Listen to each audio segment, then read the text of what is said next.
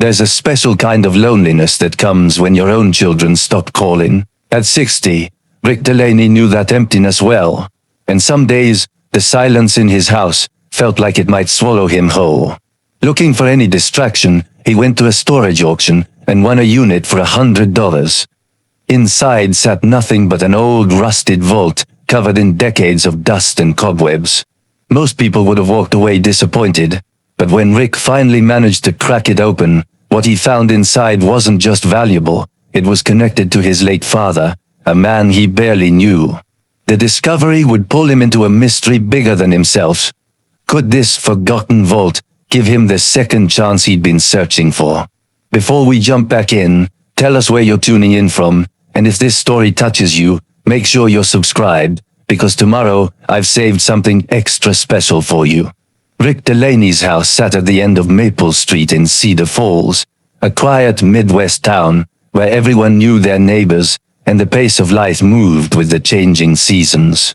The two-story colonial had been home for 35 years, filled once with the sounds of children running through hallways and Sarah's laughter drifting from the kitchen.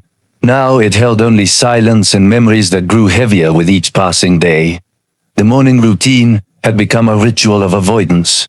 Rick woke at 6, made coffee in a pot sized for 2, and sat at the kitchen table with his laptop, scrolling through news he barely absorbed.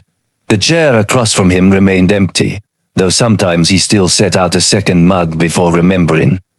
Sarah had been gone 3 years now, taken by cancer that moved faster than any of them had expected. In those final months, the kids had rallied, Emily flying in from Boston every other weekend, Marcus driving down from Chicago whenever he could manage. They'd been a family again, united in grief and love. But after the funeral, after the estate was settled and Sarah's belongings distributed, something had shifted. The phone calls grew shorter. The visits became excuses. Last Thanksgiving, Emily had cited work pressures at her consulting firm. Christmas brought a text from Marcus about his wife Jenna's family obligations. By spring, Rick had stopped expecting them to come home. He'd retired from teaching 2 years earlier, closing the chapter on 3 decades in the classroom at Cedar Falls High School. History had been his subject, and he'd loved it, the way past events could illuminate present choices. His students had called him Mr. D, had filled his office with cards when he left, promising to stay in touch. A few had, for a while. But people moved on. That's what they did. The pension was adequate. The house was paid off. Rick had everything he needed, except a reason to use any of it. He'd started taking walks that stretched longer each week, exploring neighborhoods he'd driven past for years without really seeing. He'd joined the library book club, but found himself unable to focus on the discussions. Helen Morrison, his neighbor of 20 years, had noticed his drift. "You're fading, Rick," she'd said one afternoon, standing in his doorway with a casserole she'd made. Helen was 65, a widow herself, with silver hair she wore short and eyes that missed nothing. "I see you walking past my house at odd hours. You've lost weight. When's the last time you called one of your kids?" "They're busy," Rick had replied, taking the dish with genuine gratitude. "Emily's got that big promotion coming up. Marcus and Jenna are trying to buy a house, and you're waiting for them to remember you exist." Helen's tone was gentle but firm. "Call them, Rick. Don't wait for them to figure out you need them." He'd tried, left voicemails that went unreturned, sent texts that got one-word responses hours later. Emily's marriage was struggling. He'd learned through careful questions. Marcus was drowning in his tech job, working 70-hour weeks. They had their own lives, their own problems. Rick understood. He didn't want to be a burden. But understanding didn't make the empty house any quieter.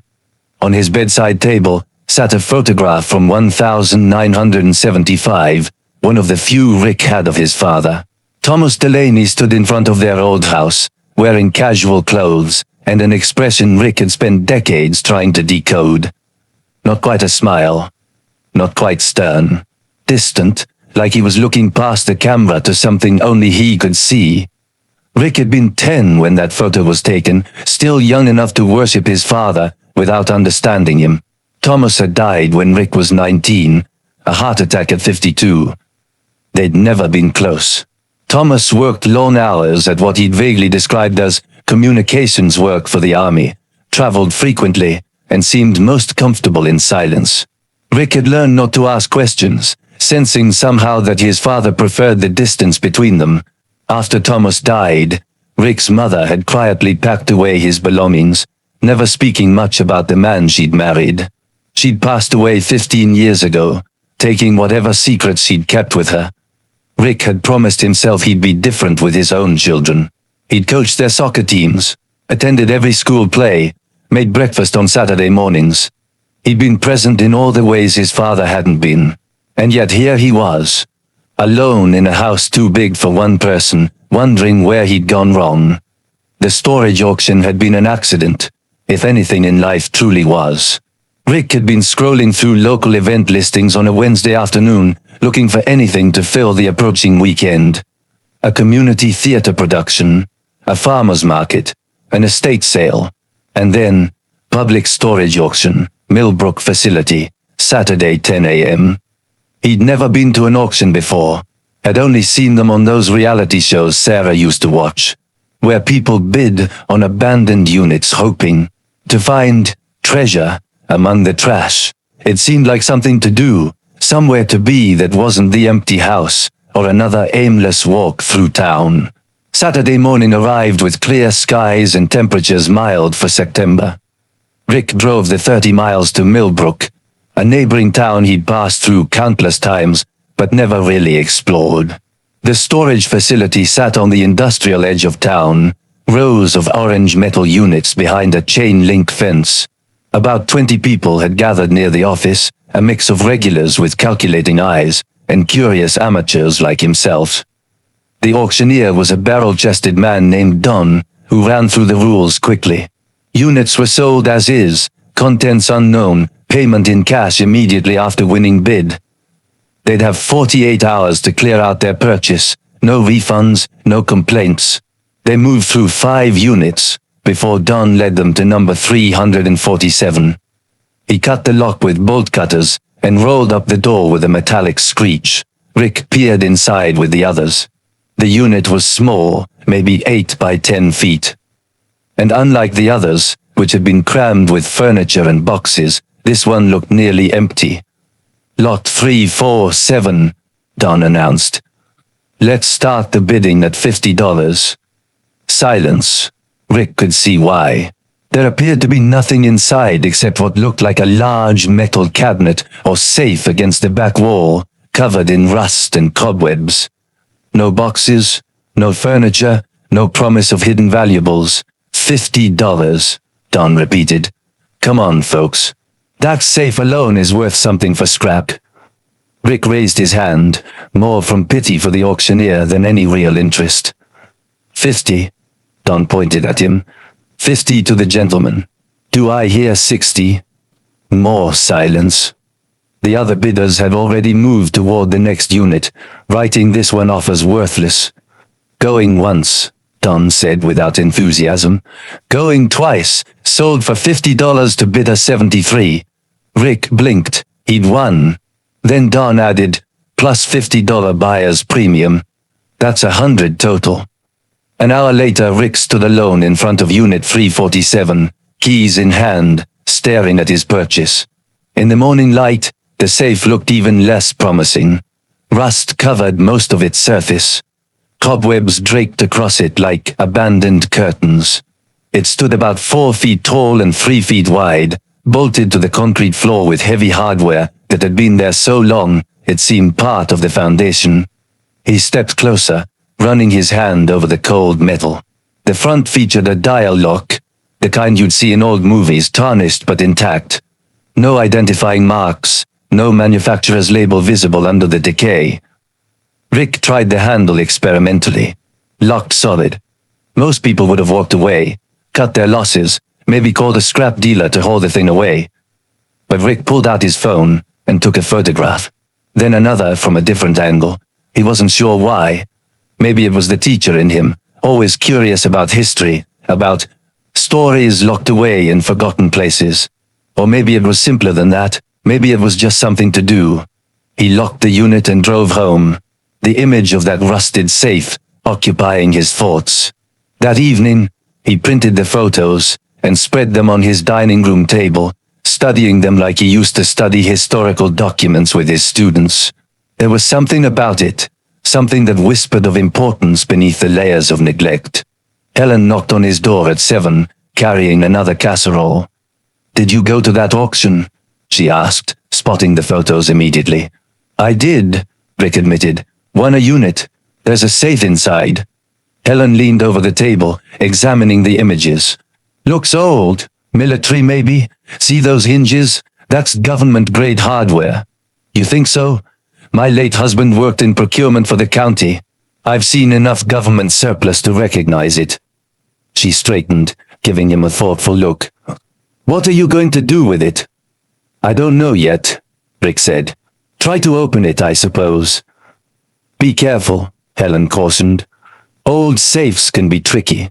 Might need a professional."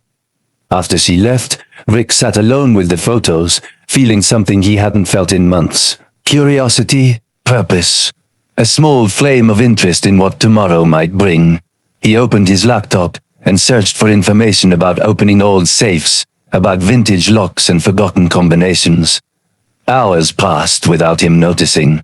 Outside, darkness fell over Cedar Falls, and inside, Rick Delaney found himself planning tomorrow for the first time in a very long while. The next morning Rick woke with a sense of purpose he hadn't felt since his last day in the classroom. He ate breakfast standing at the counter, scrambled eggs and toast consumed quickly, while reviewing his research notes from the night before. The consensus online seemed clear. Old safes like the one he'd bought could be opened with patience, the right tools, and a willingness to learn. He gathered supplies from his garage, a stethoscope he'd bought years ago when Marcus was studying medicine, before switching to computer science, a notebook, a flashlight, and his toolbox.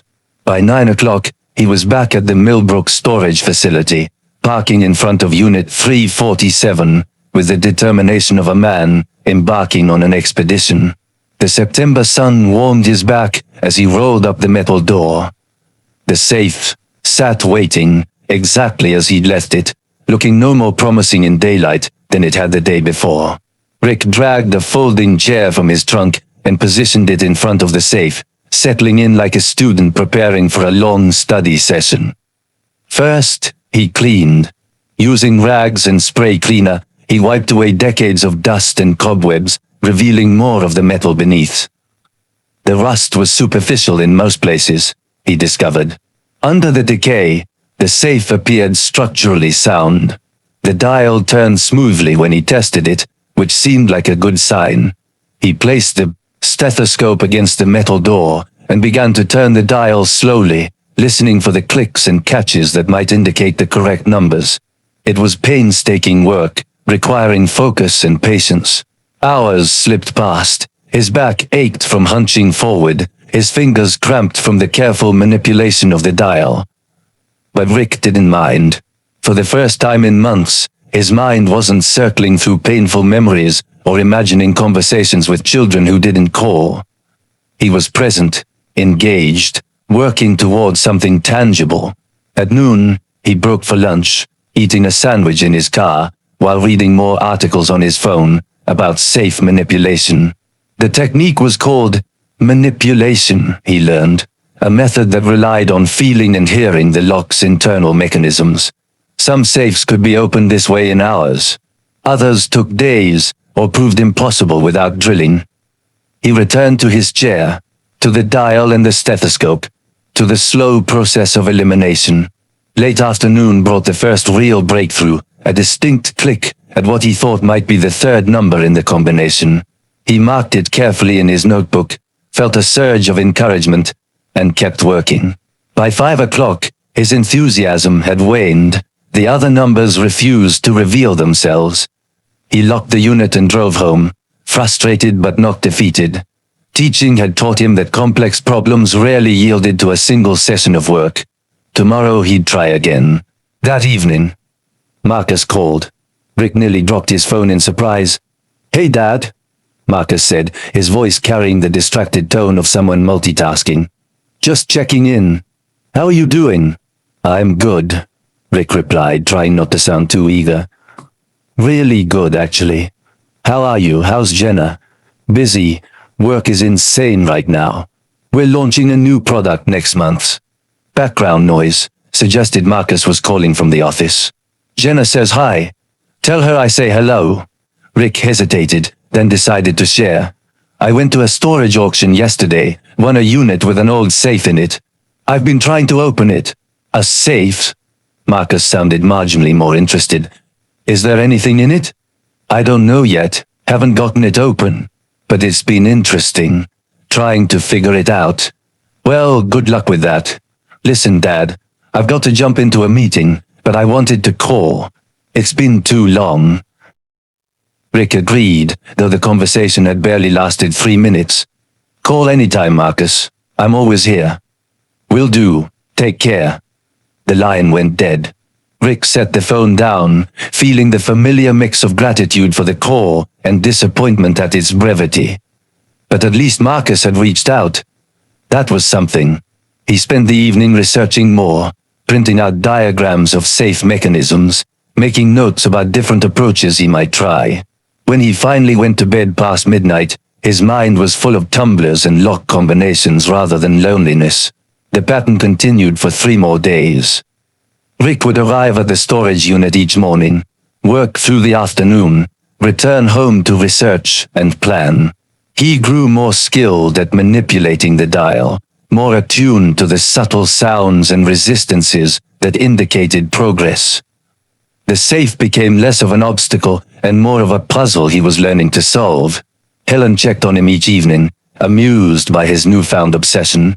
"You're looking better," she observed on Wednesday night, less like a ghost haunting his own house. "I feel better," Rick admitted. "It's nice to have a project." "Just a project?" Helen smiled knowingly. "Or are you curious about what's inside?" "Both, I suppose." Rick showed her his notebook filled with numbers and notes. "I think I've got 3 of the combination numbers. Just need the last one." "Your father used to tinker with locks," Helen said suddenly. "Did you know that? I remember seeing him at your kitchen table years ago, taking apart padlocks and putting them back together." "Thomas. That was his name, right?" Rick nodded, a memory surfacing that he'd forgotten for decades. His father at the kitchen table, tools spread out, explaining how a lock worked, while young Rick watched, fascinated. It had been one of the few times Thomas seemed truly present, engaged, willing to share something of himself. "I'd forgotten that," Rick said quietly. "We took apart an old lock together once. He showed me how the pins aligned. Maybe that's why you're so determined with this safe," Helen suggested. "Some part of you remembers." That night, Rick couldn't sleep. He kept thinking about that memory, about his father's patient hands, demonstrating the mechanics of a lock, about the rare warmth in Thomas's voice during that afternoon. What else had he forgotten? What other moments had been buried under the weight of his father's usual distance? Thursday morning arrived with gray clouds, promising rain.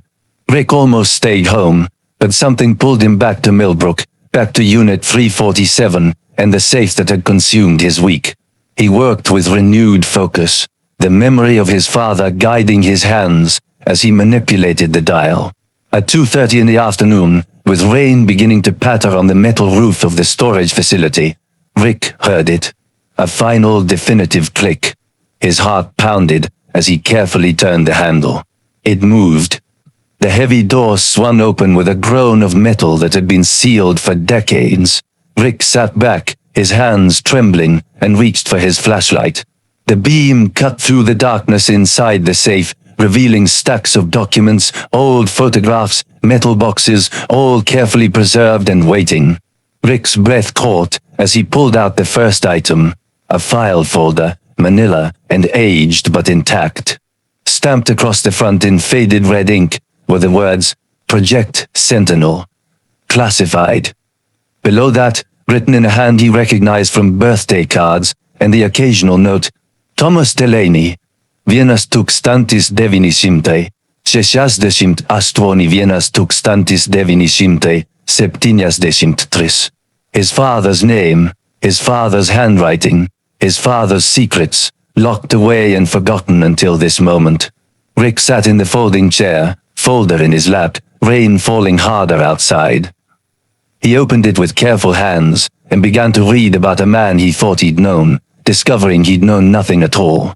Rick sat in the dim light of the storage unit, rain drumming steadily on the metal roof above, and stared at the documents spread across the concrete floor.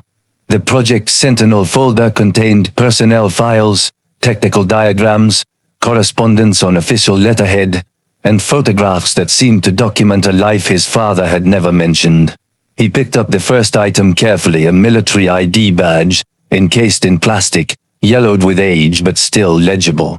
The photograph showed a younger Thomas Delaney, perhaps in his mid-30s, with darker hair and a serious expression that made him look like a stranger. The badge identified him as having security clearance for something called Research Station 7, with dates spanning 1968 to 1973. Research Station 7. Rick had never heard his father mention it. Thomas had always described his work vaguely as communications for the army, implying desk work, paperwork, nothing particularly interesting or classified. This badge suggested something entirely different. Rick pulled out more documents, laying them in chronological order, as his teacher's mind automatically organized the information. Technical diagrams showed what appeared to be surveillance equipment, microphones, recording devices, monitoring stations. Correspondence between various officials discussed subjects, targets, and domestic monitoring operations. The words made Rick's stomach tighten. Domestic monitoring. During the late 60s and early 70s, he knew enough history to understand what that meant. The government spying on its own citizens during one of the most turbulent periods in American history. A series of photographs caught his attention. They showed his father with other men, all in civilian clothes, standing before nondescript buildings with no identifying marks. In one photo, Thomas stood beside a woman Rick didn't recognize, both holding folders and appearing to be mid-conversation. The woman was perhaps 40, with dark hair pulled back, wearing a professional suit. Someone had written on the back of the photo, TD and Dr. Voss, 1970. Rick set the photo aside and continued through the folder. He found a letter dated September 1972, typed on official stationery, addressed to Thomas, from someone identified only as Colonel Morrison. The language was formal, bureaucratic, but certain phrases jumped out. The necessity of compartmentalization for operational security, protecting family members through appropriate distance. Your request for transfer has been noted and will be processed. The father had requested a transfer to get out of whatever Project Sentinel was, and the letter seemed to suggest that keeping distance from family was part of the job, part of the security protocol. Rick's hands shook as he held the letter. All those years, all that distance, the way his father had seemed emotionally absent, even when physically present, had it been intentional? Had Thomas pushed his family away not out of disinterest, but out of some misguided attempt at protection? The rain intensified outside. Rick barely noticed. He pulled out his phone and began photographing everything: the badge, the letters, the diagrams, the photos. He worked methodically, making sure each image was clear and legible, organizing them into folders on his phone. An hour passed. Then two. The light outside began to fade, and Rick realized he'd been sitting on cold concrete for most of the afternoon. His back ached, his knees protested when he stood, but he couldn't bring himself to leave. Not yet. He carefully gathered a selection of documents, placed them in a folder he'd brought, and locked the rest back in the safe. The storage unit had become something more than a simple purchase now. It was an archive, a window into a past he'd never known existed. Driving home through the rain, Rick's mind raced. He needed to understand what Project Sentinel had been, what his father had done, why these documents had been hidden away. The classified stamp on the folders made him nervous, but his father had been dead for 40 years. Surely there was no harm in a son learning about his father's past. At home, he spread the documents across his dining room table, the same table where he'd graded papers for decades, where Sarah had paid bills, and the kids had done homework. Now it held secrets that transformed everything he'd thought he knew about his family. He opened his laptop and searched for Project Sentinel Cold War Surveillance. Nothing specific appeared. He tried variations. Domestic monitoring 1970 seconds. Government surveillance programs. Cold War era. That brought results. Articles about COINTELPRO, Operation Chaos. Other programs that had targeted anti-war activists, civil rights leaders and journalists. Had Project Sentinel been similar? Had his father been part of spying on American citizens exercising their constitutional rights? Rick sat back feeling sick. Thomas Delaney had been a quiet man, conservative in his politics but not extreme, someone who believed in duty and service. Could he have participated in something illegal? Something that violated the very principles he'd claimed to defend? The doorbell rang, startling Rick from his thoughts. He glanced at the clock, 8:30. Helen stood on his porch, holding an umbrella against the rain. "You didn't answer your phone," she said, concern evident in her voice. "I called 3 times. Are you all right?" Rick realized his phone was still on silent from the storage unit. "I'm sorry. I was distracted. Come in." Helen stepped inside, shaking water from her umbrella. She followed Rick to the dining room, and stopped when she saw the documents spread across the table. "Oh my! You got it open. This afternoon." Rick gestured at the papers. "My father was involved in some kind of classified surveillance program. I'm trying to understand what it was."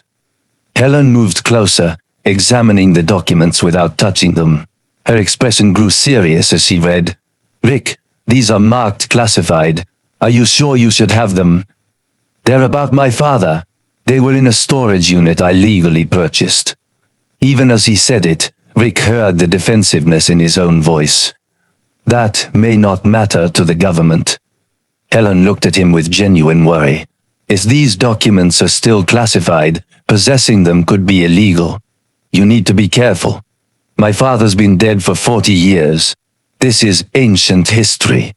History that someone went to great lengths to keep secret." Helen pointed to one of the letters. "This mentions operational security, compartmentalization. These aren't just old records, Rick. These are the kind of secrets governments don't like being exposed." Rick wanted to dismiss her concerns, but he couldn't quite manage it. Helen had a point. The classified stamps, the careful language, the hidden vault. Someone had thought these documents were important enough to lock away. "What do you think I should do?" he asked. "Talk to a lawyer.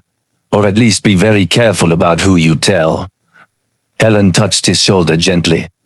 "I know you want to understand your father, but don't put yourself at risk doing it." After she left, Rick sat alone with the documents, weighing his options. He could lock everything back in the safe, walk away, let the past stay buried. That would be the cautious choice, the safe choice.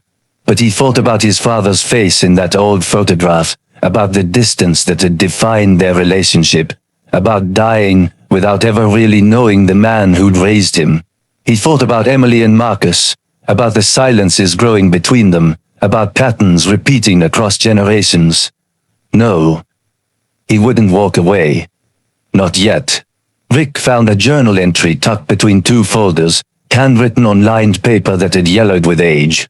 His father's writing was small, precise, dated March 1973. "Today, I burned my bridges. Requested immediate transfer to civilian liaison work. Morrison tried to talk me out of it. Said I was valuable to the operation, but I can't do this anymore. I can't keep watching files on good people who've done nothing wrong except question their government. For Rick's sake, for my family's sake, I must become ordinary. Let them think I'm just another man who couldn't handle the work. Better that than the truth. Rick read it twice. Then, a third time. His father had chosen to leave. Had chosen ordinary life over whatever Project Sentinel offered. And he'd done it for his family. The distance between them suddenly looked different. Not abandonment but protection. However misguided. His father had thought that being ordinary, being unmemorable, would keep them safe from whatever he'd been involved in. Rick picked up his phone and called Emily. It went to voicemail. Hi, sweetheart. It's Dad. I know you're busy, but I wanted to hear your voice. I found something today. Something about Grandpa Thomas. When you have time, I'd love to tell you about it. I miss you. Love you. He tried Marcus next with the same result, left a similar message. Then he returned to the documents, determined to piece together the full story of what his father had done and why it had cost them so much. The next morning, Rick returned to the storage unit with a portable work light and better organization supplies. He'd barely slept, his mind spinning with questions about his father and Project Sentinel. Now, in the clear light of day, he was determined to catalog everything the vault contained. He worked systematically, photographing each document before setting it aside, creating stacks organized by date and type. Personnel files, technical specifications, surveillance reports, and then, in a sealed metal canister toward the back of the safe, he found something that made his breath catch. Reel-to-reel audio tapes. 6 of them, each in its own protective case, labeled with dates from 1970 and 1971. One tape was marked Interview 7, Subject 23, in his father's handwriting. Rick held the canister, feeling its weight. These were recordings. Of what? Of whom? The possibilities made him uneasy, but he knew he had to listen. Finding a working reel-to-reel player proved harder than expected. He drove to 3 electronics stores before someone suggested trying antique shops. By early afternoon, Rick stood in a dusty store called Yesterday's Treasures in Cedar Falls, negotiating with the owner over a tape player that looked older than Rick himself. $50, the owner said. And that's a bargain. These things are collector's items now. Rick paid without haggling and carried the machine home like treasure. He set it up on his dining room table, threaded the first tape with hands that trembled slightly, and pressed play. Static filled the room, then cleared. 2 voices emerged, a man and a woman, having what sounded like a casual conversation in a diner. They discussed union organizing at a local factory, an upcoming meeting, concerns about management retaliation. The conversation was mundane, unremarkable. The kind of talk that happened in diners across America every day. Then Rick heard a third voice, clinical and detached, speaking over the conversation. Subject 23, identified as Robert Martinez. Meeting with known labor organizer Janet Hoffman. Discussion centers on Article 12, rights and collective bargaining strategies. Assessment. Subjects pose no immediate threat, but warrant continued monitoring. Rick stopped the tape, his stomach turning. These were surveillance recordings. His father and his colleagues had been listening to private conversations, documenting the activities of American citizens, whose only crime appeared to be exercising their constitutional rights. He forced himself to continue. The second tape contained another intercepted conversation, this time between activists planning an anti-war demonstration. The third featured journalists discussing a story about government corruption.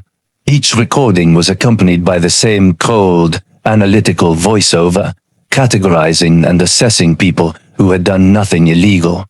By the time Rick finished the 4th take, he felt physically ill. His father had been part of this. Thomas Delaney, who'd taught his son to respect the Constitution, who'd spoken proudly of American freedoms, had participated in systematic surveillance of citizens exercising those very freedoms.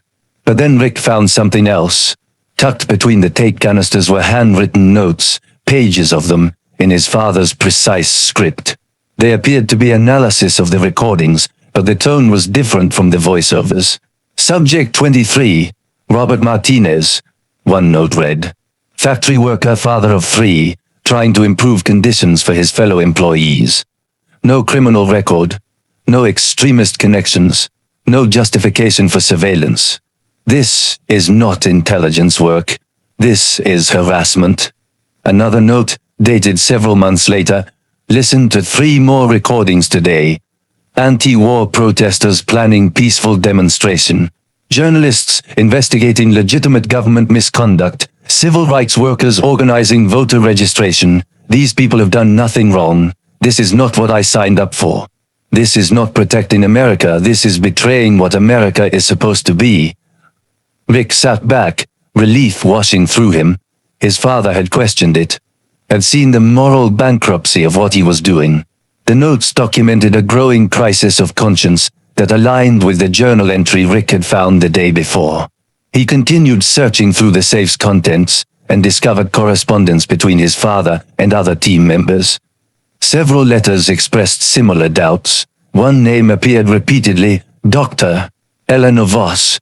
She seemed to be the project's lead psychologist, and several letters were exchanges between her and Thomas about the ethical implications of their work. Rick searched for Eleanor Voss online. He found an obituary from 2018. She'd been a professor at Georgetown University for 30 years after leaving government service.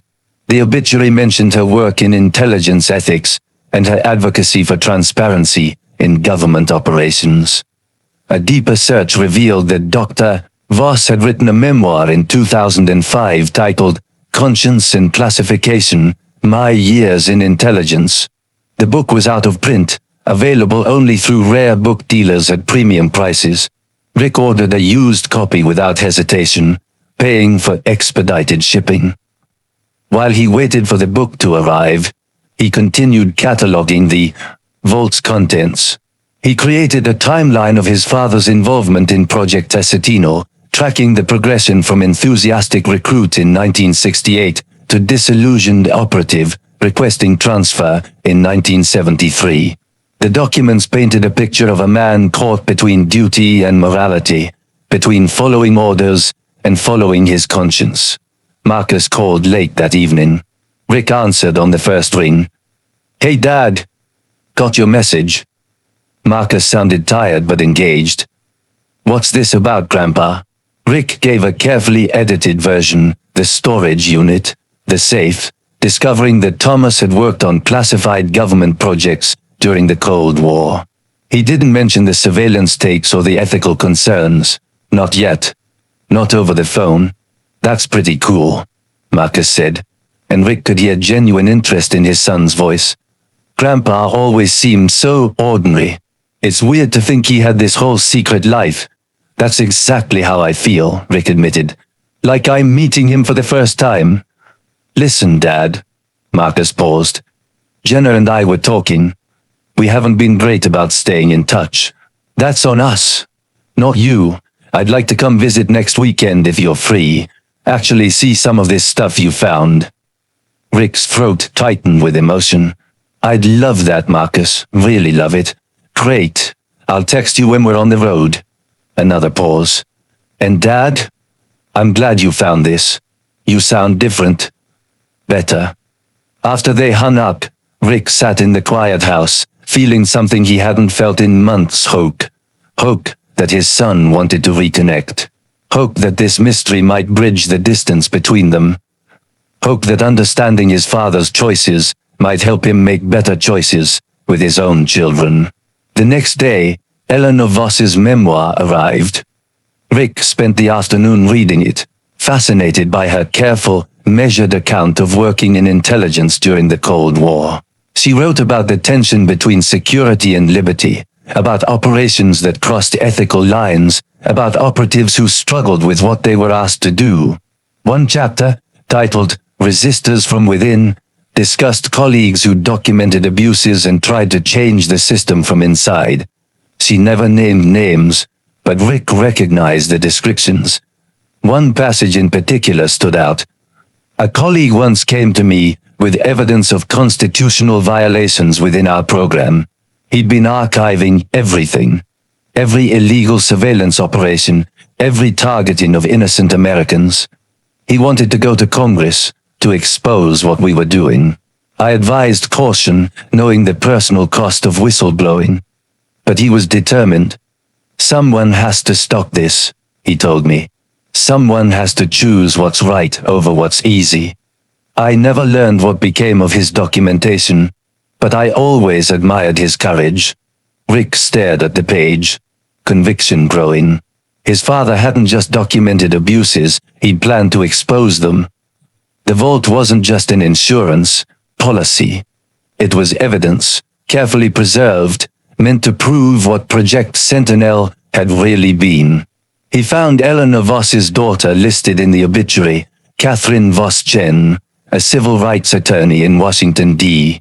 After an hour of searching, Rick located her email address through her law firm's website. He drafted a message, rewrote it 3 times, finally settled on something simple and direct. Dear Miss Voss Chen, my name is Rick Delaney. My father, Thomas Delaney, worked with your mother on a classified project in the early 1972s. I recently discovered documents that suggest they knew each other professionally. I'm trying to understand my father's work and thought your mother's perspective might help. If you're willing to speak with me, I would be deeply grateful. Respectfully, Rick Delaney. He attached a photo of the picture showing his father with Dr. Voss and hit send before he could second-guess himself. That evening, Helen stopped by. Rick showed her his father's notes questioning the surveillance, the correspondence with Dr. Voss, the evidence of his growing moral crisis.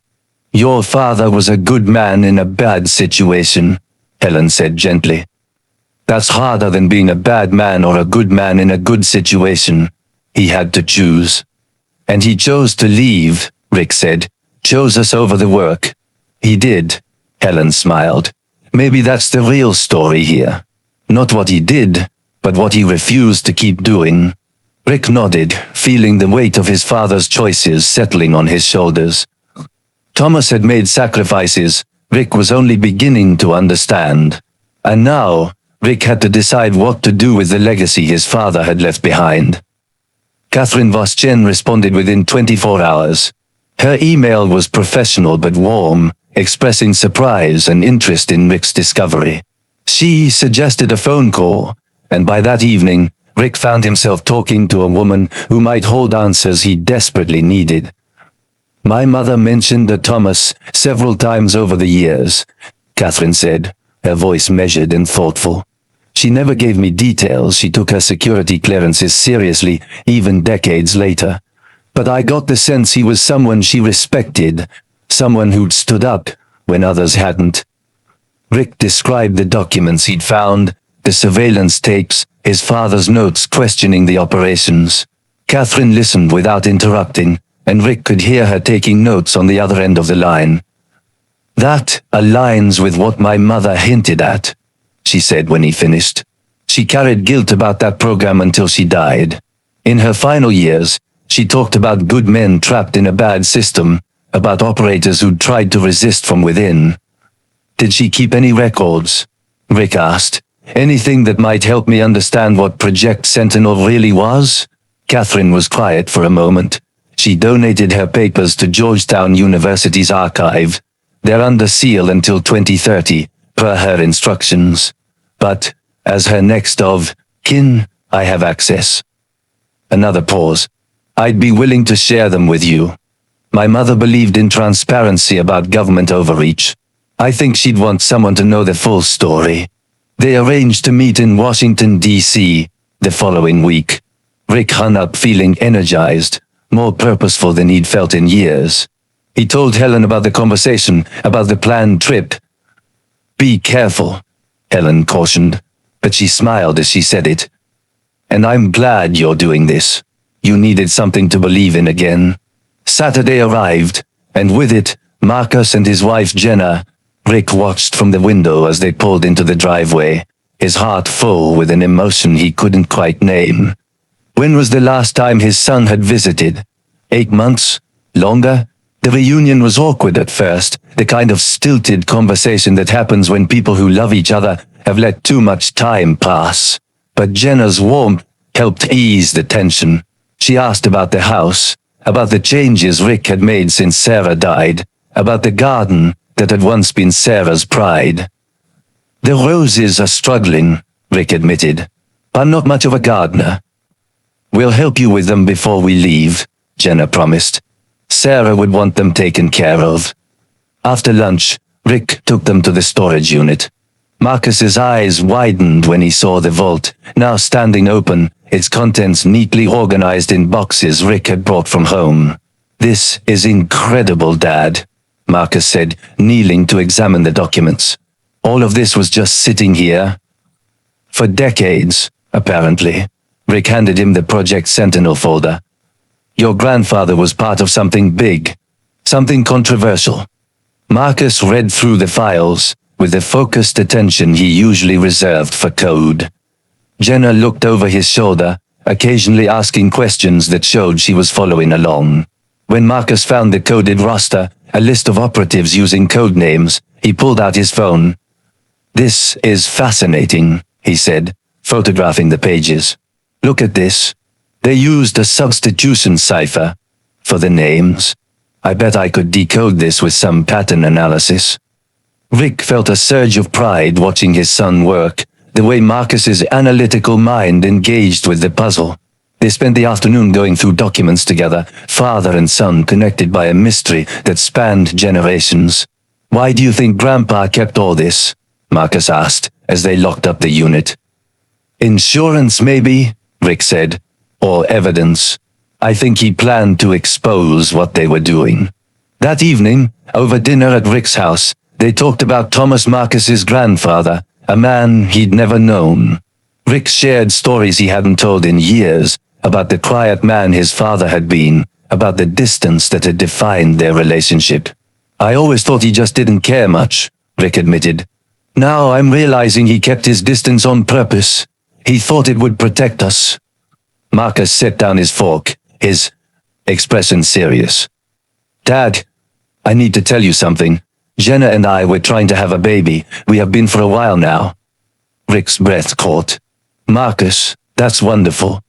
We weren't sure when to tell you, Jenna added, reaching for Marcus's hand. Things have been so distant between all of us, but being here, seeing this stuff about your father, it made us realize we don't want our kids growing up not knowing their grandfather. I don't want that either, Rick said, his voice thick with emotion. I've missed you both so much. The conversation that followed was healing in ways Rick hadn't expected. They talked about the distance that had grown after Sarah's death, about grief and guilt, and the ways families drift apart. Marcus apologized for not calling more. Rick apologized for not reaching out, for assuming his kids didn't want to hear from him. We always want to hear from you, Marcus said firmly. We've just been bad at showing it. Sunday morning, before they left, Marcus handed Rick a folder. I worked on that roster last night. Decoded about 18 of the 23 names. Rick opened it, scanning the list. Many names meant nothing to him, but several jumped off the page. Gerald Novak, the federal judge?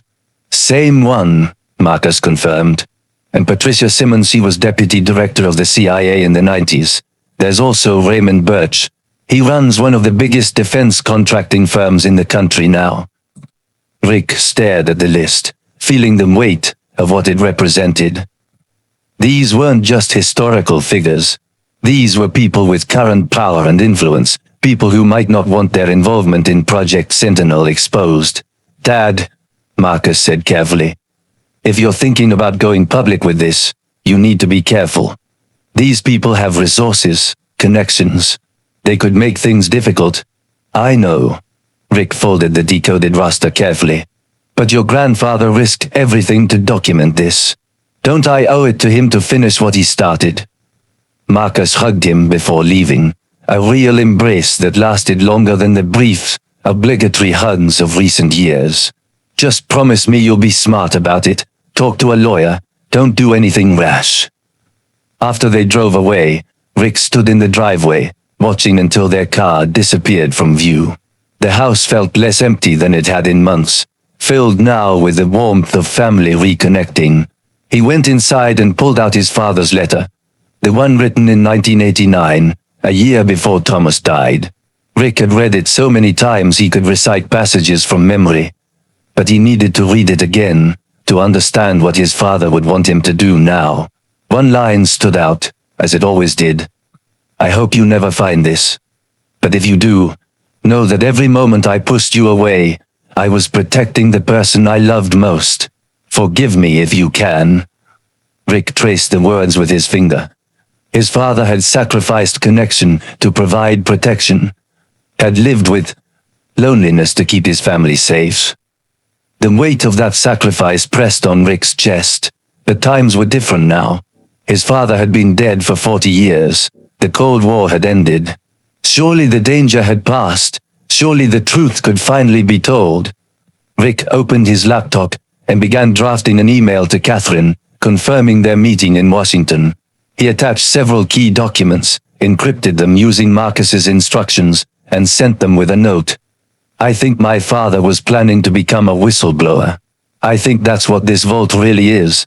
Evidence he preserved to expose Project Sentinel. I need to know if I'm right.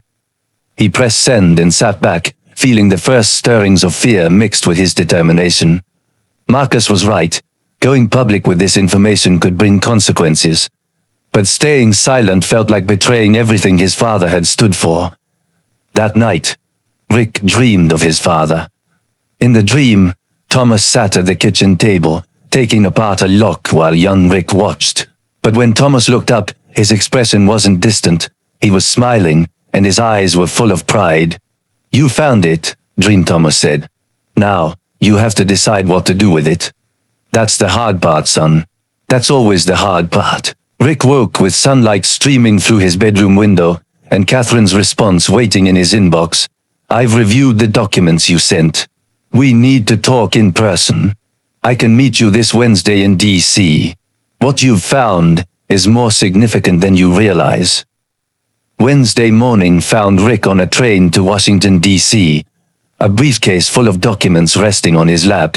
He'd chosen train over driving, wanting time to think, to prepare for whatever Catherine might tell him.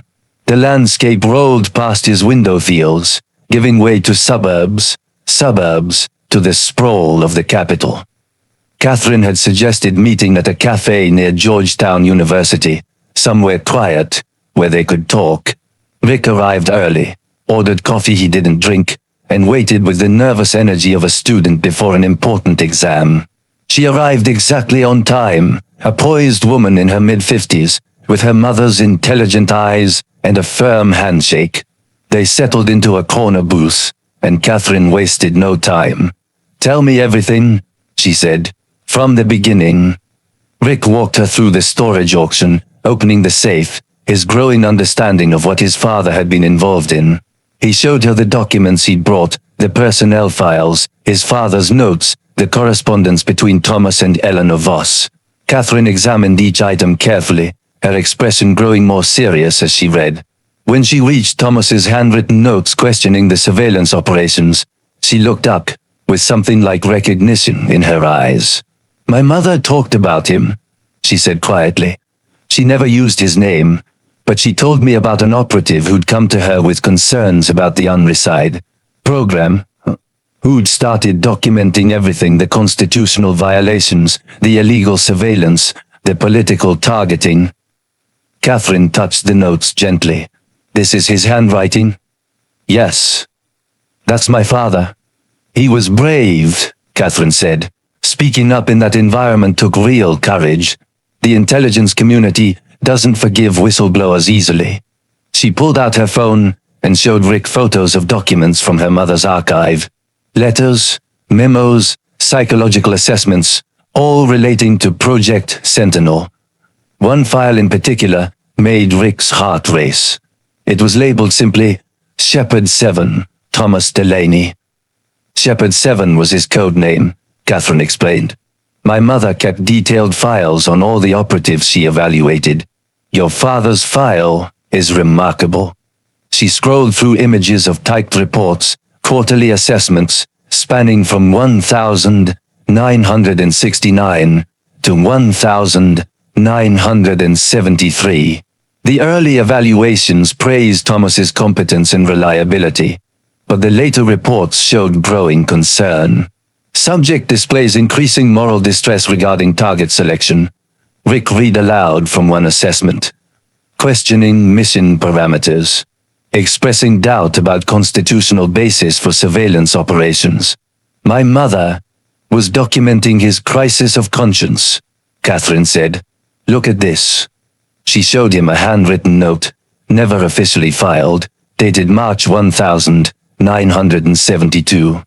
Eleanor Voss's handwriting was neat, precise. Thomas approached me today in confidence. He's been documenting everything: the illegal surveillance, the constitutional violations, the political targeting of law-abiding citizens. He's made copies of everything, stored them somewhere safe. He wants to go to Congress, wants to expose what we're doing. I advised against it, warned him about the personal and professional consequences. But he said, someone has to stop this. Someone has to choose what's right over what's easy. I fear for him. I fear for what they'll do if they discover his plans. But I also admire him more than I can say. Rick's hands shook as he held Catherine's phone. His father had planned to go to Congress, had planned to become a whistleblower, to risk everything to expose the truth. Did he do it? Rick asked. Did he testify? Catherine's expression was thoughtful. My mother believed he did, but anonymously. In 1973, congressional investigators received materials that helped trigger the church committee investigations into intelligence abuses. The sources were never publicly identified, but the materials included details only someone inside Project Sentinel would have known. She pulled up newspaper clippings on her tablet, articles from 1973 about Senate investigations into domestic surveillance, about hearings on intelligence overreach. The timeline matched exactly when Thomas had left the program.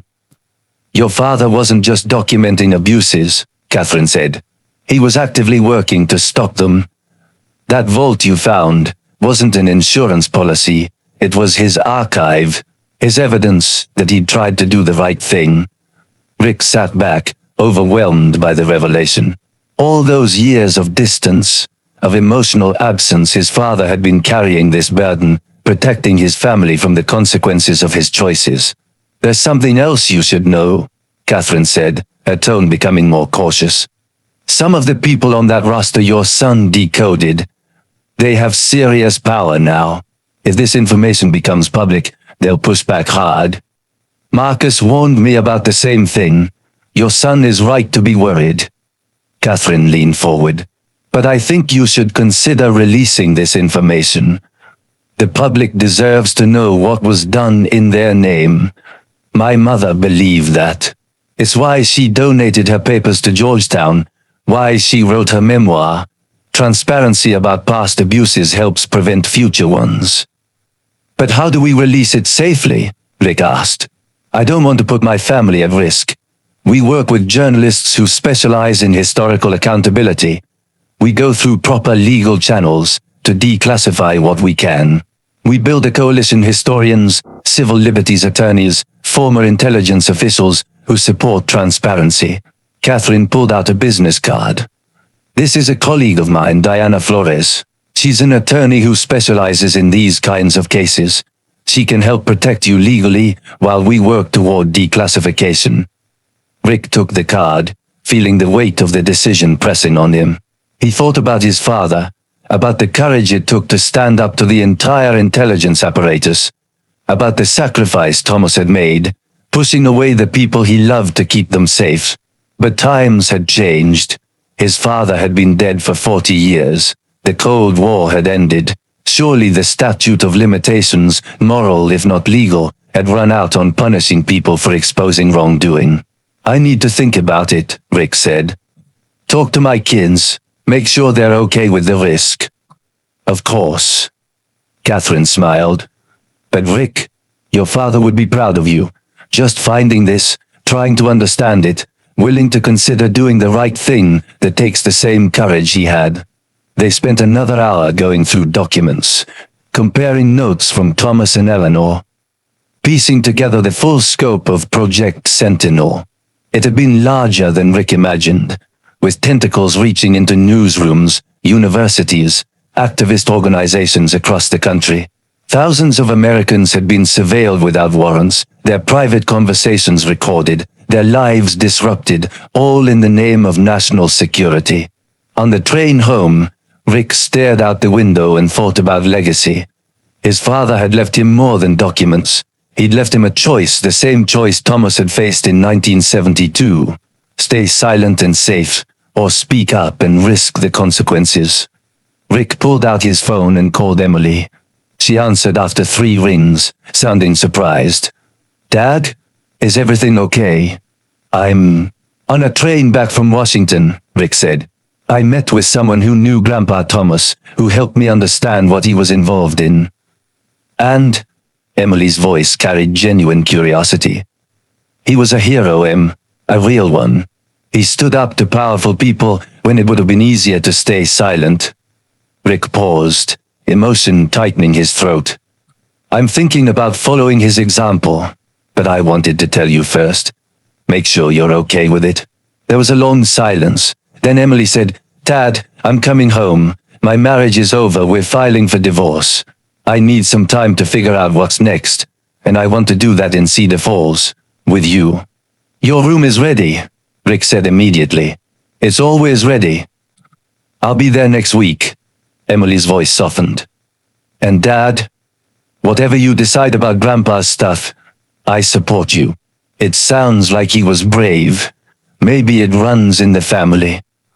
After they hung up, Rick sat with his phone in his hand, watching Maryland countryside blur past. His daughter was coming home. His son was reconnecting. His father's story was finally being understood. Everything was changing, all because of $100 storage unit and the courage to open what had been locked away. He texted Marcus. "Met with Catherine Voschen. Your grandfather was a whistleblower. He tried to expose Project Sentinel. I'm thinking about finishing what he started. We need to talk." Marcus's response came quickly. "Come to Chicago this weekend.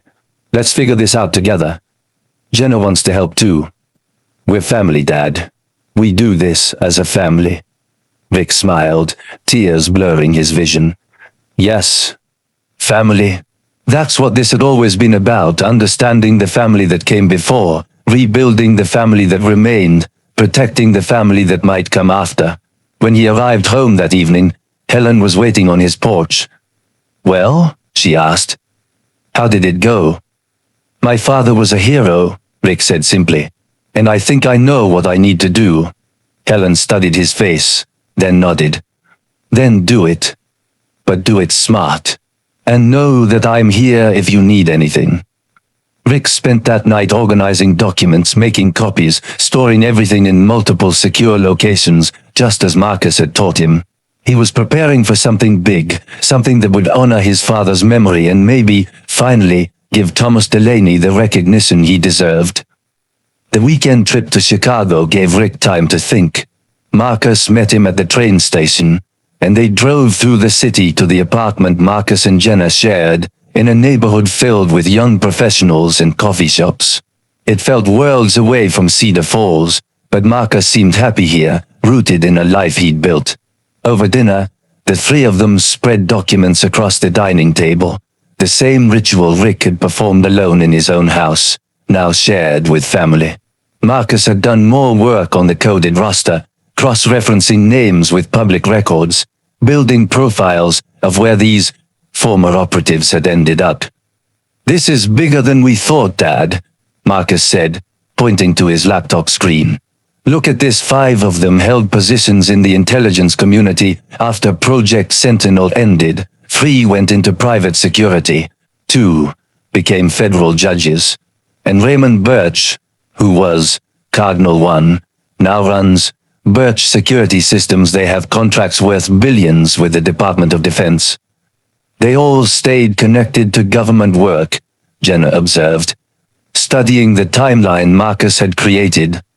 "Like they were protecting something. Or being protected," Rick said quietly. If Project Sentinel was as illegal as it seems, everyone involved had motivation to keep it buried. They talked late into the night, weighing options. Marcus wanted his father to consult with Diana Flores before doing anything public. Jenna suggested they reach out to historians first, build an academic foundation for the revelations. Rick listened to their concerns, grateful for their engagement, their willingness to help carry this burden. Sunday morning, Emily called. She'd arrived in Cedar Falls the night before, let herself into the house with her old key. "I'm home, Dad," she said, and Rick could hear tears in her voice. "The house feels so quiet without you here." "I'll be back tomorrow," Rick promised. "Stay as long as you need, sweetheart. Forever, if you want." On the train home Monday afternoon, Rick reviewed everything he'd learned.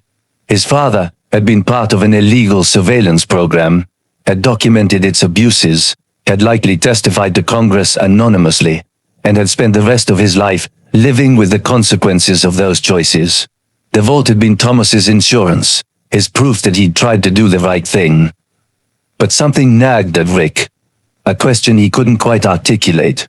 If his father had already testified, if he'd already provided evidence to congressional investigators, why keep the vault sealed? Why not destroy the documents once the church committee had done its work? Why preserve everything for decades after the threat had supposedly passed? The answer came to him as Maryland countryside gave way to Pennsylvania. His father hadn't been finished. The testimony had been anonymous, the evidence provided through intermediaries. Thomas had preserved the vault in case he ever needed to prove he'd been the source, in case someone ever needed to verify the truth of what had been revealed, or in case the first attempt hadn't been enough. Rick arrived home to find Emily in the kitchen, cooking dinner. The house smelled like garlic and herbs, like it used to when Sarah was alive. His daughter looked thinner than he remembered, shadows under her eyes, but she smiled when she saw him. "Hey, Dad," she said, and hugged him tightly. "I made your favorite chicken piccata." They ate together, talking about her marriage ending, about the consulting job she'd hated for years, about wanting to find work that mattered. Emily had always been driven, ambitious in ways that reminded Rick of Sarah. But somewhere along the way, she'd lost herself in chasing what she thought she should want. "I'm thinking about going back to school," she said. "Maybe becoming a therapist. Helping families work through their issues." She laughed, but it was tinged with sadness. "God knows I've got experience with family dysfunction." "We haven't been dysfunctional," Rick said gently. "We've been grieving. There's a difference." After dinner, he showed her everything, the vault documents, the surveillance tapes, the correspondence between Thomas and Eleanor Voss. Emily read through it all with her analyst's mind, asking sharp questions, making connections Rick hadn't considered. "Grandpa was trying to protect you," she said finally. "But he was also trying to protect himself. If they'd known he was the source, they could have destroyed him, charged him with espionage, ruined him financially and legally. He chose us," Rick said. "Chose safety over vindication." "But he kept the evidence," Emily pointed out. "He wanted the auction to go public if he needed to.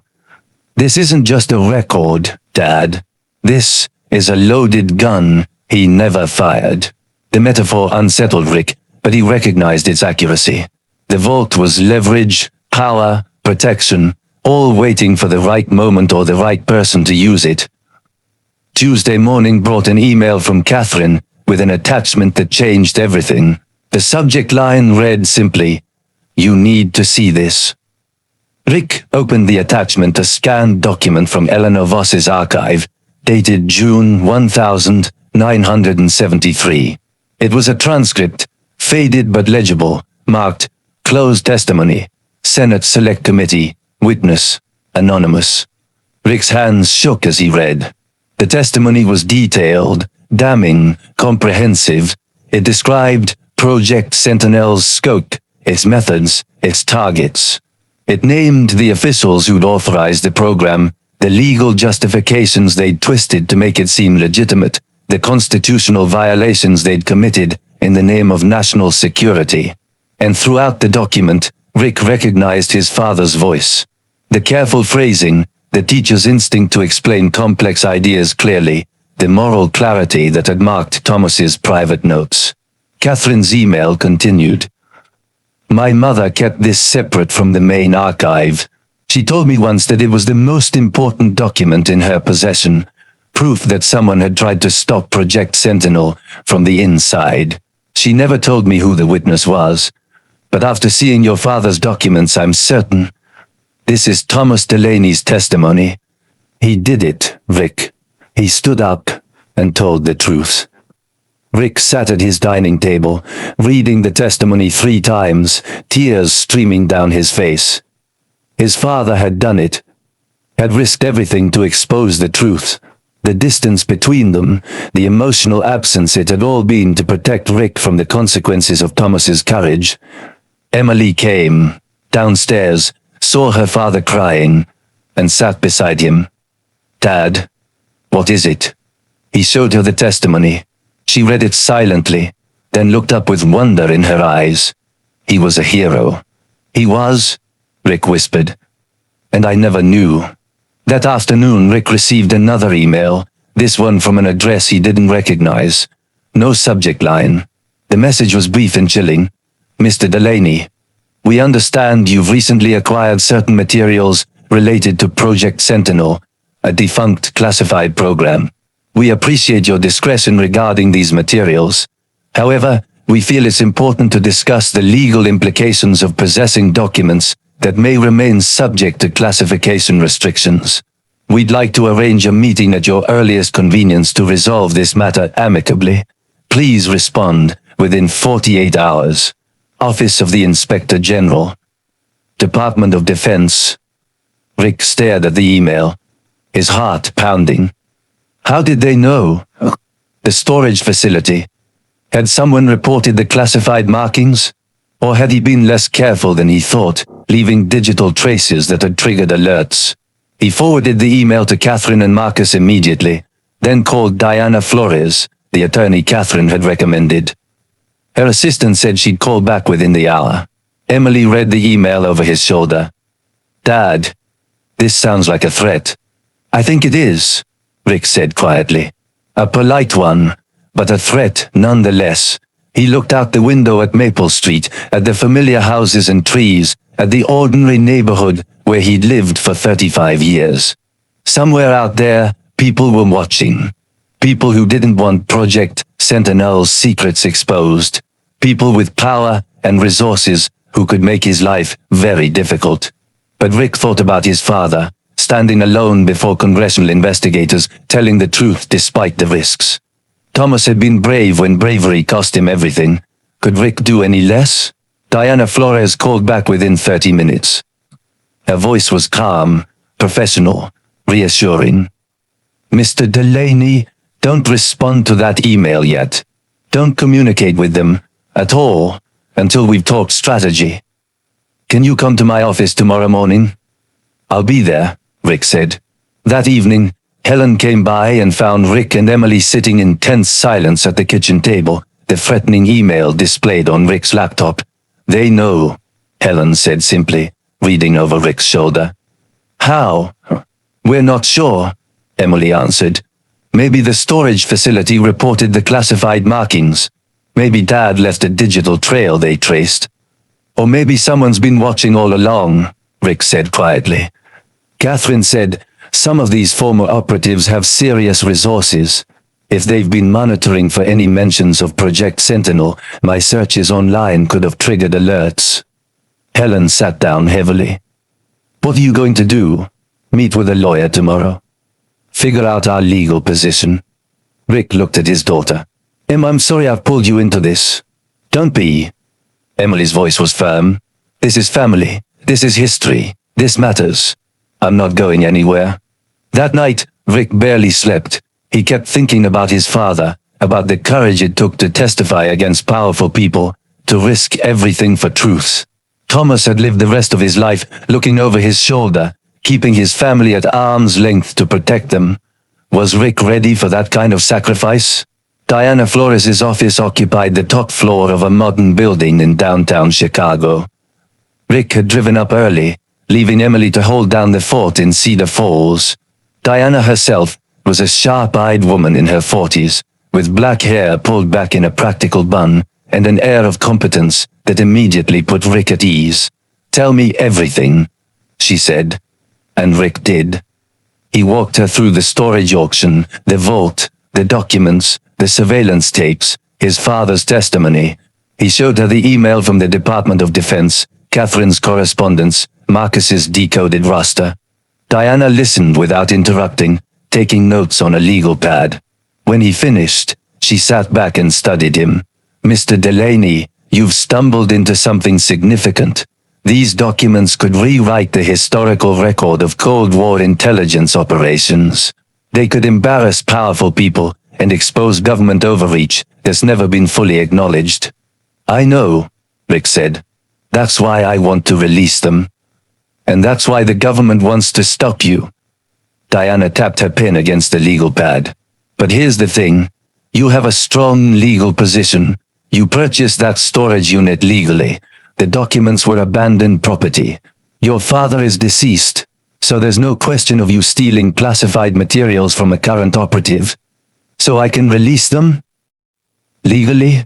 Probably yes, though the government will fight it. They'll argue national security, claim the documents are still classified, threaten prosecution." Diana leaned forward. "But Mr. Delaney, I've handled cases like this before. The government's threats are often louder than their actual legal standing. They rely on intimidation because their legal arguments are weak. What do you recommend? We go on offense, file a formal request for declassification of Project Sentinel materials, argue that documents this old, about programs long defunct, serve no national security purpose being classified. We build a coalition, historians, journalists, civil liberties organizations who support transparency. And we prepare to go to court if necessary." Rick felt something settle in his chest, determination mixed with fear, but determination stronger. "Let's do it." Diana smiled. "Good. Because I think your father would want you to finish what he started. Now, about that email from the Department of Defense. We're going to respond, but on our terms."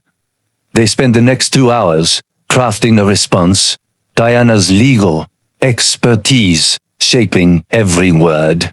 The message was polite but firm. Rick acknowledged possessing the documents, asserted his legal right to them, and requested a meeting to discuss declassification rather than confiscation. "This puts them on notice," Diana explained. "We're not hiding, not destroying evidence, not running scared. We're engaging as equals with legitimate legal standing." Before Rick left, Diana gave him specific instructions. Document everything. Keep multiple copies in multiple secure locations. Never keep all the originals in one place. And Mr. Delaney, expect them to respond quickly. They won't like being challenged. The drive back to Cedar Falls gave Rick time to process everything. He was really doing this, taking on the Department of Defense, challenging powerful people, exposing secrets that had been buried for decades. Part of him still couldn't believe it. But another part, the part that had spent weeks learning about his father's courage, felt ready. Emily was waiting when he arrived home.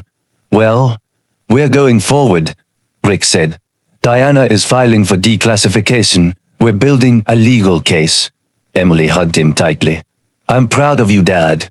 That evening Marcus called with news. "Dad, I've been digging deeper into those names from the roster.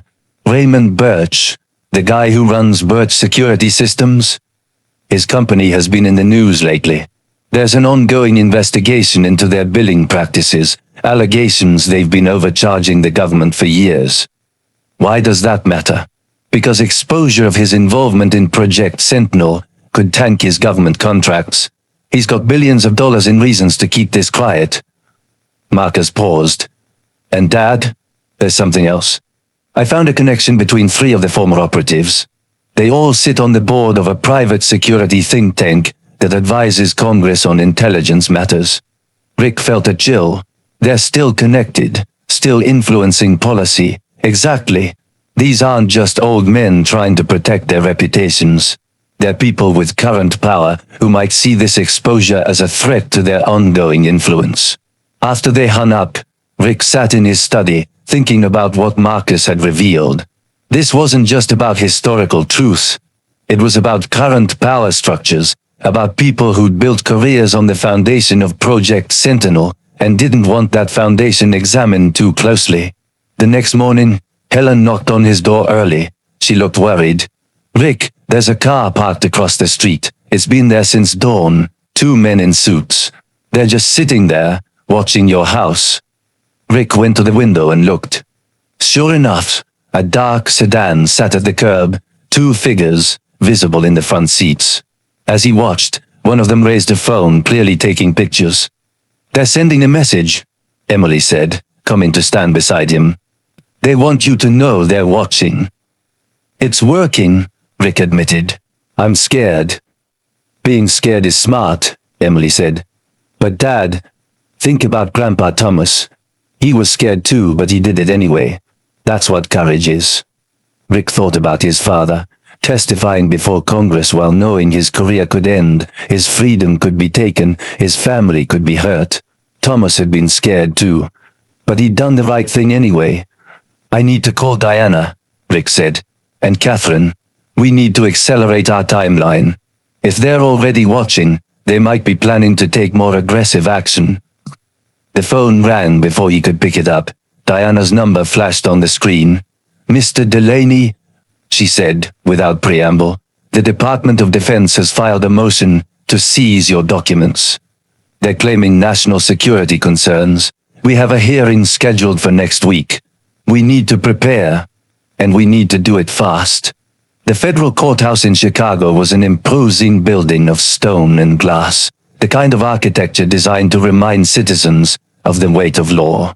Rick stood on the steps Tuesday morning, Diana beside him, Marcus and Emily flanking them both.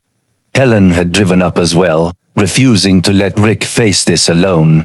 Catherine stood with them, having flown in from Washington the night before. "Ready?" Diana asked. Rick nodded, though his hands trembled slightly. "Let's do this."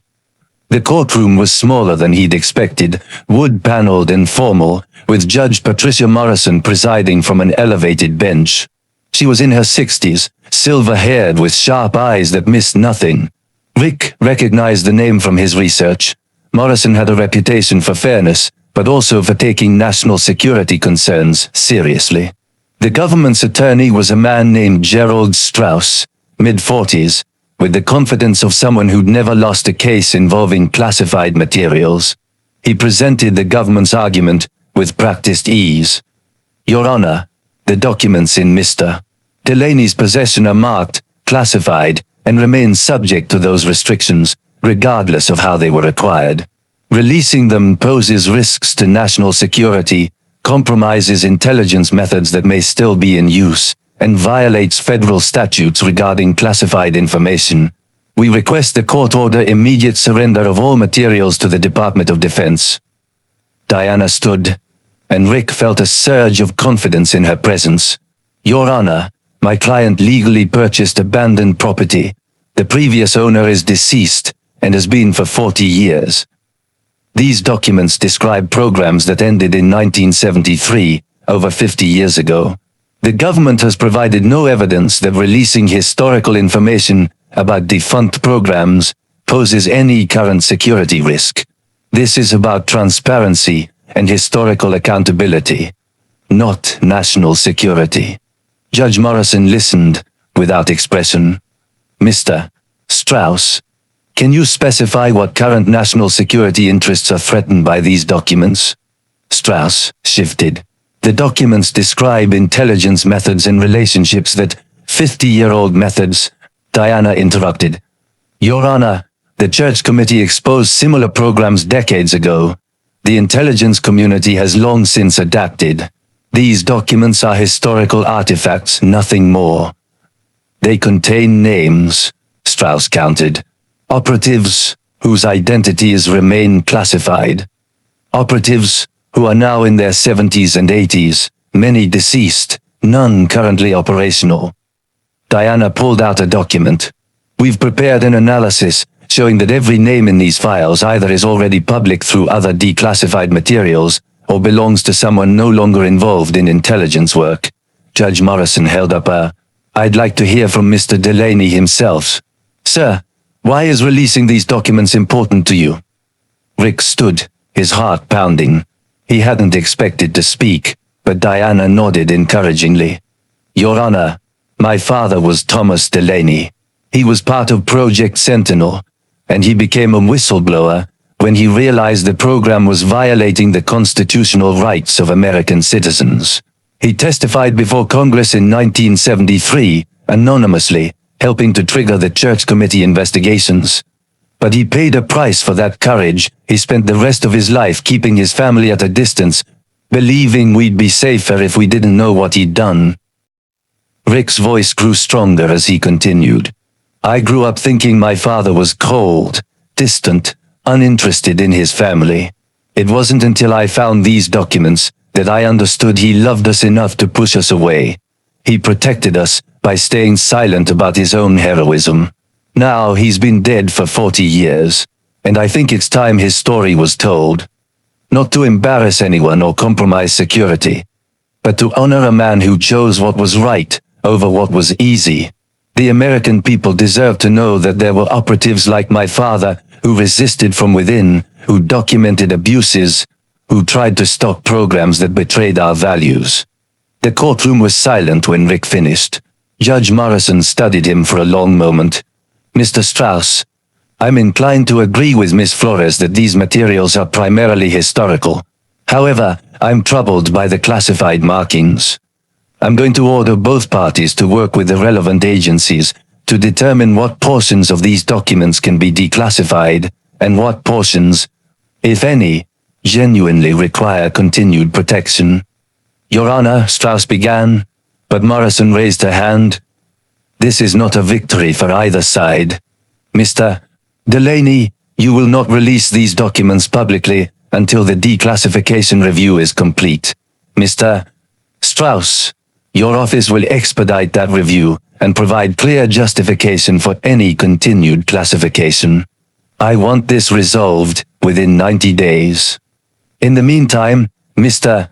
Delaney retains possession of the materials under seal of the court. They will not be surrendered to the government, but neither will they be released to the public. She banged her gavel. We're adjourned. Outside the courthouse, Rick felt the weight of 90 days settling on his shoulders. Not a win, not a loss, but a continuation. This is actually good, Diana explained as they walked toward their cars. The judge didn't order you to surrender the documents. That's huge. And by requiring the government to justify continued classification, she's put the burden on them. Catherine hugged Rick. Your father would be proud. You stood up in federal court and told his story. That took courage. Marcus and Emily bracketed their father, providing silent support. Helen just squeezed his hand, understanding without words. As they left the courthouse steps, Rick noticed Agent Carlson standing near a car across the street. The agent nodded, not threatening, not friendly, just acknowledgement. Rick nodded back. The fight wasn't over. But Rick had taken the first real stand, had spoken truth in a place where truth mattered. Whatever happened next, he'd honored his father's memory.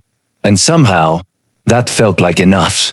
The Washington Post article ran the following Sunday, and everything changed. Sarah Chen's piece was comprehensive, balanced, and devastating. She'd woven Rick's personal story with the larger historical context of Project Sentinel, using the documents he'd provided to expose a surveillance program that had targeted thousands of innocent Americans. The article included portions of Thomas Delaney's anonymous testimony, now attributed to him for the first time, and quoted from his handwritten notes expressing moral anguish about the work. The whistleblower who stayed silent, how Thomas Delaney exposed government overreach, then disappeared into obscurity, ran as the cover story. Within hours, it was trending on social media. By Monday morning, other news outlets were picking up the story. Rick's phone wouldn't stop ringing. He sat in his living room, Emily beside him, watching the coverage spread. CNN ran a segment on Cold War surveillance programs. NPR interviewed civil liberties experts who praised Thomas Delaney's courage. The New York Times published an editorial calling for full declassification of Project Sentinel records. "Dad, you did it," Emily said, her eyes shining. "The world knows about Grandpa now. They know what he did." But the attention wasn't universally positive. Conservative news outlets questioned whether Rick had committed crimes by possessing classified materials. Opinion pieces argued that some secrets were necessary, that exposing old intelligence programs endangered current operations. Raymond Birch, the defense contractor whose name appeared on the decoded roster, issued a statement through his lawyers, denying any wrongdoing and threatening legal action against irresponsible revelations. Diana called, midday, Monday. "Rick, I've been contacted by 3 different congressional offices. They want to hold hearings about Project Sentinel. They're talking about forming a commission to review what other Cold War programs might still be improperly classified." "Is that good?" "That's excellent. Congressional interest puts pressure on the executive branch. It makes it much harder for them to keep fighting declassification."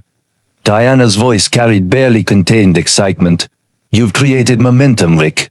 Real momentum for transparency." Catherine called next with news that Georgetown was planning an exhibition about intelligence whistleblowers, featuring Thomas Delaney's story prominently. "My mother's dream was that the truth about these programs would come out. You've made that happen." Marcus drove down from Chicago that evening with Jenna. They brought takeout and gathered around Rick's dining table, the same table where Rick had first spread out his father's documents weeks ago, feeling lost and purposeless. Now that table held newspapers with his father's story, printed proof that Thomas Delaney's courage hadn't been forgotten. "I have news," Marcus said, glancing at Jenna with a smile Rick recognized. "Jenna's pregnant. We found out last week, but we wanted to tell you in person." Rick stood so quickly his chair scraped back. "Marcus, oh my God. I'm going to be a grandfather." They embraced, and Rick felt tears streaming down his face, joy mixed with grief that Sarah wasn't here to share this moment, gratitude that he'd get to meet his grandchild, overwhelming relief that he'd reconnected with his children in time to be part of their lives. "We want to name him Thomas," Jenna said. "If it's a boy, after his great-grandfather." Rick couldn't speak. He just nodded, holding his son, thinking about generations and legacy, and the way courage could echo through time. Emily hugged her brother, then turned to Rick. "I've been thinking. I'm going to stay in Cedar Falls, go to graduate school somewhere nearby. I want to be close to you, Dad. I want to be here when the baby comes. I want us to be a family again." "We are a family," Rick said. "We always were. We just forgot for a while." That evening, after Marcus and Jenna had driven back to Chicago, after Emily had gone to bed, Rick sat alone in his study. He opened his desk drawer and pulled out a fresh piece of paper. He'd been thinking about this for days, and now seemed like the right time. He began to write, "My dear grandson, by the time you read this, you'll be old enough to understand who Thomas Delaney was. The man you're named after. Your great-grandfather was a hero, though he never used that word himself.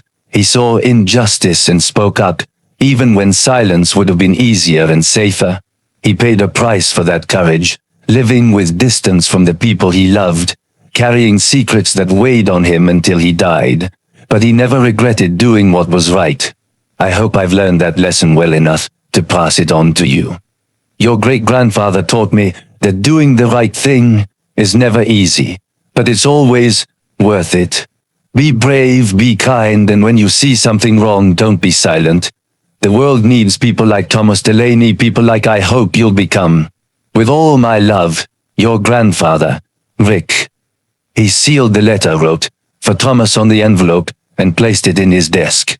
Someday, years from now, his grandson would read it and know the story of the man whose name he carried. Rick walked through his house, seeing it differently now. Not empty but full of memories, full of possibility, full of family healing and reconnecting. The silence that had suffocated him months ago had been replaced by something richer. Peace. Tomorrow, he'd continue working with Diana on the declassification process.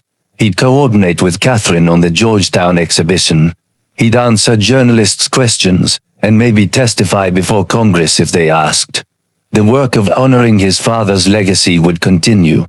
But tonight, Rick Delaney stood in the home where he'd raised his children, knowing they were coming back to him, knowing a grandchild was on the way, knowing his father's story would live beyond the vault that had hidden it for so long.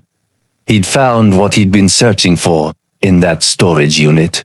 Not treasure, not wealth, but something infinitely more valuable: understanding, purpose, connection, and the courage to do what his father would have wanted. The vault was empty now, its secrets released. But Rick felt fuller than he had in years. 6 months later, early spring arrived in Cedar Falls with warmth that felt like promise. Rick stood in his backyard, hands dirty from planting, restoring Sarah's garden with Emily's help. The roses were thriving again, pink and white blooms opening to the sun. Emily had taken on the project with determination, researching varieties and soil conditions, bringing life back to ground that had gone fallow. "Mum would love this," Emily said, stepping back to admire their work. "She would," Rick agreed, feeling Sarah's presence in the garden she'd loved, in the daughter who'd inherited her green thumb and her strength. Inside the house, preparations were underway.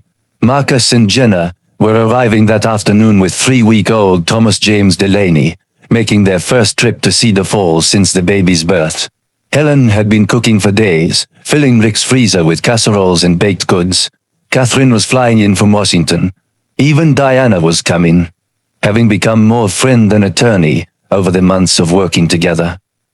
The declassification process had concluded 2 weeks earlier. Judge Morrison had ruled that 90% of Project Sentinel documents could be released to the public, with only minor redactions for genuinely sensitive information. The Department of Defense had chosen not to appeal. Thomas Delaney's full testimony, his notes, his correspondence, all of it would be archived at the National Archives, available to historians and citizens alike. The Georgetown exhibition had opened in February, featuring Thomas's story as a central narrative. Rick had attended the opening, stood before display cases containing his father's documents, and watched visitors read about the man who'd risked everything to expose government overreach. A photograph of Thomas, the one from 1975, his distant expression now understood as protective love, anchored the exhibit. Congressional hearings had led to new transparency guidelines for declassifying Cold War-era intelligence materials. Several other whistleblowers from that era had come forward, encouraged by Thomas's story, sharing their own accounts of resisting from within. The public understanding of that period was being rewritten, nuanced by the voices of people who tried to do right in difficult circumstances. Raymond Birch had quietly resigned from his defense company's board, citing health reasons. 2 other former Project Sentinel operatives had issued public apologies for their roles in the surveillance program. The past was being acknowledged, if not fully reconciled. But for Rick, the real transformation was simpler and more personal. His house was full again, Emily living upstairs in her old room, pursuing her graduate degree in counseling, home for family dinners and quiet conversations. Marcus calling several times a week, sending photos of baby Thomas, planning regular visits. The silence that had nearly destroyed Rick had been replaced by connection, by family healing across generations. The doorbell rang, and Rick hurried to answer. Marcus stood on the porch, Jenna beside him, holding a bundle wrapped in soft blue blankets. Rick's grandson, named for a hero, carried into the house where that hero's story had been hidden, and then revealed. "Hey Dad," Marcus said. "Say hello to Thomas." Rick took his grandson carefully, cradling the tiny life in his arms. The baby's eyes were closed, his face peaceful, unaware of the legacy he carried. Rick felt his throat tighten with emotion. 3 generations connected through courage and love, through secrets revealed and wounds healed. Welcome home, little one, Rick whispered. You're named for someone extraordinary. I'll make sure you know his story. The afternoon passed in warmth and laughter. Helen fussed over the baby, decades of neighborhood friendship, making her unofficial grandmother. Catherine shared news of additional archives being opened, other stories waiting to be told. Diana updated them on her newest case, another whistleblower she was representing, inspired by Thomas Delaney's example. As evening approached, Rick found himself on the porch with Marcus, watching the sun set over Maple Street. His son held baby Thomas, rocking gently, and Rick remembered holding Marcus this same way 40 years ago, full of hopes and fears about the kind of father he'd be. You did something important, Dad, Marcus said. Not just exposing Project Sentinel. You brought our family back together. You showed us what matters. I found a storage unit, Rick said with a smile. Everything else just followed. You found more than a storage unit. You found Grandpa. You found purpose. You found us again. Marcus shifted the baby, glanced at his father. And you gave my son a name worth living up to. Inside, Emily called that dinner was ready. They went in together, 3 generations gathering around the table, 4, counting baby Thomas, sleeping in his carrier. Helen said grace. Catherine proposed a toast to Thomas Delaney, and they ate together with the ease of family that had found its way back to itself. Later, after everyone had left or gone to bed, Rick stood in his study looking at the photograph of his father. Thomas's distant expression no longer seemed cold. It seemed protective, loving, sacrificial. A father doing everything he could to keep his child safe. I understand now, Rick said softly to the photograph. And I hope you understand what I did. I hope you'd be proud. He could almost hear his father's response, could almost feel Thomas's approval. The vault had been opened, the secrets revealed, the truth told. And in the telling, a family had been healed, a hero honored, and a lonely man had found his way home. Rick turned off the light and walked upstairs, past Emily's room where soft music played, past the guest room where Marcus and Jenna slept with their son. His house was full. His heart was full. The storage unit that had seemed like just a distraction, just something to fill empty hours, had given him everything he'd been missing. Sometimes the past waits until we're finally ready to face it. And sometimes, when we're brave enough to open what's been locked away, we find the very thing we've been searching for all along. Rick climbed into bed, listening to the sounds of family in his house, and slept peacefully for the first time in years.